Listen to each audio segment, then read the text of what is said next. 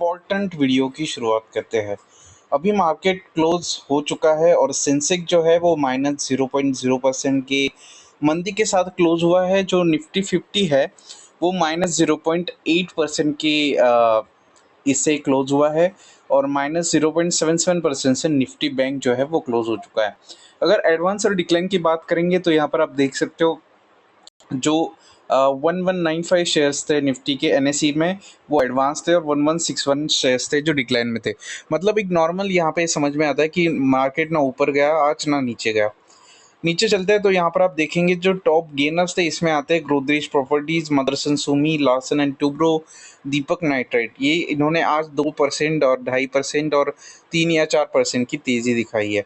तो इम्पॉर्टेंट चीज़ है दोस्तों, आप अगर देख पाएंगे कि टॉप में यहाँ पर आ रहे हैं जो इंफ्रास्ट्रक्चर रिलेटेड स्टॉक्स है या फिर जो केमिकल रिलेटेड स्टॉक्स है उसमें आज तेजी दिख रही थी। लार्सन एंड टुब्रो की बात करेंगे तो थोड़ा इसमें हम डीप डाइव करते हैं कि एग्जैक्टली ये तेजी किस चीज़ की है और क्यों ये तेजी दिखा रहा था स्टॉक। तो अगर हम इसका एनालिसिस करेंगे तो इसका पी अभी भी हाई वैल्यूएशन पे है। आप देख सकते हो यहाँ पर पी अभी भी ओवर वैल्यूड है। ईपीएस का ईयर ऑन ईयर ग्रोथ 24% का है। Then price to book ratio भी हाई दिखा रहा है, 5.91 है। तो अभी यहाँ पे इस स्टॉक को बाय करना थोड़ा सा मेरे लिए वैल्यूएशन के पर्सपेक्टिव से थोड़ा मुश्किल लग रहा है।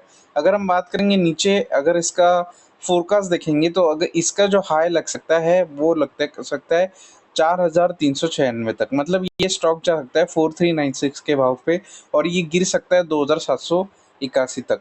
अगर एनालिस्ट की रेटिंग की बात करें तो बाइंग रेटिंग दी है 65%। ऐसे एनालिस्ट है जो अभी भी बाय बोल रहे हैं और आउट परफॉर्म कर सकता है स्टॉक। अगर 6 महीने की बात करें तो 5.48% का रिटर्न मिला है, 1 साल में 46% का रिटर्न मिला है, 5 साल में 131% का रिटर्न मिला है, 3 साल में 144% का रिटर्न दिया है स्टॉक ने। तो ये जो स्टॉक्स, ऐसे जो स्टॉक्स होते हैं लार्सन एंड टुब्रो हो गया, फिर जो इंफ्रास्ट्रक्चर लेड स्टॉक होते हैं वो एक तरीके से हम बोल सकते हैं कि ऑर्डर बुक के हिसाब से चलते हैं। अगर इनका ऑर्डर बुक स्ट्रांग है तो ऑब्वियस है ये स्टॉक्स चलेंगे, मतलब चलेंगे। अगर हम फोरकास्टिंग की बात करें तो ईपीएस का फोरकास्ट किया है 2024 में 95 का फोरकास्ट किया था, लेकिन कंपनी ने 93 का ईपीएस डिलीवर किया। मार्च 2023 में 76 का फोरकास्ट किया था, कंपनी ने 73 का ईपीएस डिलीवर किया और यहाँ पर 66 का किया था तो 61 का ईपीएस डिलीवर किया। तो कंसिस्टेंटली तीनों सालों में आसपास का जो एस्टिमेशन है उसके आसपास का ईपीएस डिलीवर किया गया है। 2025-2026 के लिए टारगेट आपके सामने है। नेट प्रॉफिट अगर देखेंगे तो यहाँ पर भी नेट प्रॉफिट जो एस्टिमेट था उसको कंपनी यहाँ पर बीट नहीं कर पाई, यहाँ पर भी कंपनी बीट नहीं कर पाई, यहाँ पे भी कंपनी बीट नहीं कर पाई है। लेकिन अगर हम देखेंगे कि अगर इसका एस्टिमेटेड 2026 का 20,000 करोड़ का नेट प्रॉफिट है। टॉप लाइन ग्रोथ की अगर हम बात करेंगे तो यहाँ पे कंपनी ने इसको एस्टिमेशंस को बीट नहीं कर पाई। यहाँ पे मार्च 2023 में यहाँ पर कंपनी ने बीट कर दिया था और मार्च 2024 में भी यहाँ पर नेट प्रॉफिट को एस्टिमेशन को बीट कर दिया था। तो यहाँ पर आप देख सकते हैं कि 2,52,836 करोड़ का नेट सेल्स का एस्टिमेट है 2025 के लिए और 2026 के लिए 2,89,024 का एस्टिमेट है। शेयर प्राइस का फोरकास्ट तो मैंने आपको पहले ही बता दिया था। अब कुछ रिसर्च फर्म देखते हैं कि वो क्या कर रहे हैं। जियोजित फाइनेंशियल सर्विसेज का ये रिसर्च फर्म है।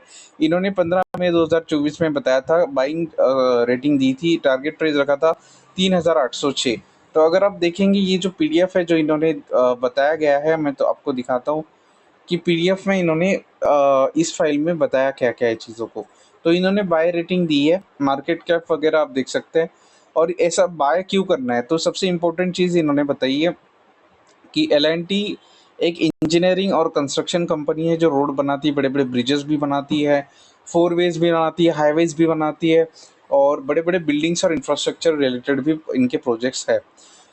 और IT and financial services sector में भी कंपनी का हाथ है। 30 कंट्रीज से ज़्यादा इनका प्रेजेंस है। अब हुआ क्या था कि अगर आप यहाँ से ध्यान से पढ़ोगे ना, इन Q4 FY24 consolidated revenue grew by 15% year on year. तो 15 सालों की ग्रोथ मिली है रेवेन्यू में, मतलब जो टॉप लाइन ग्रोथ है वो डबल डिजिट में बढ़ी है। EBITDA मार्जिन देखेंगे आप तो वो श्रैंक हुआ है 90 BPS से। हाई कॉस्ट ऑफ मटेरियल, तो जो रॉ मटेरियल है उसका हाई कॉस्ट होने की वजह से इनके मार्जिन पे प्रेशर आया है। लेकिन अगर हम बात करेंगे नीचे वाली लाइन अगर आप पढ़ देखिए, हेल्दी ऑर्डर बुक है और स्ट्रॉन्ग एग्जीक्यूटिव कैपेबिलिटीज़ है, और उसकी वजह से हाई ट्रैक्शन कंपनी को मिल सकता है हाइड्रोकार्बन के सेगमेंट में। और यहाँ पर आप देख सकते हैं कि कंपनी ने कैपेक्स भी किया था गवर्नमेंट ऑर्डर पे, और कंपनी फ्यूचर का परफॉर्मेंस जो है कंपनी का वो अच्छा रहने वाला है, इसलिए इन्होंने बाय रेटिंग दिया है और रिवाइज टारगेट किया है 3806 का। तो उम्मीद करता हूँ दोस्तों जो टॉप लाइन ग्रोथ है वो कंपनी को मिलेगी, प्रॉफिट ग्रोथ भी मिलेगी जो बॉटम लाइन ग्रोथ होती है। और यहाँ पर अगर ऑर्डर बुक इस कंपनी का स्ट्रांग है, क्योंकि अभी बीजेपी गवर्नमेंट पावर में आ चुकी है फिर से, तो एल को अच्छी ऑर्डर बुक फिर से मिल सकती है। तो यहाँ पर ये 5 साल कंपनी के लिए बहुत इंपॉर्टेंट होने वाला है।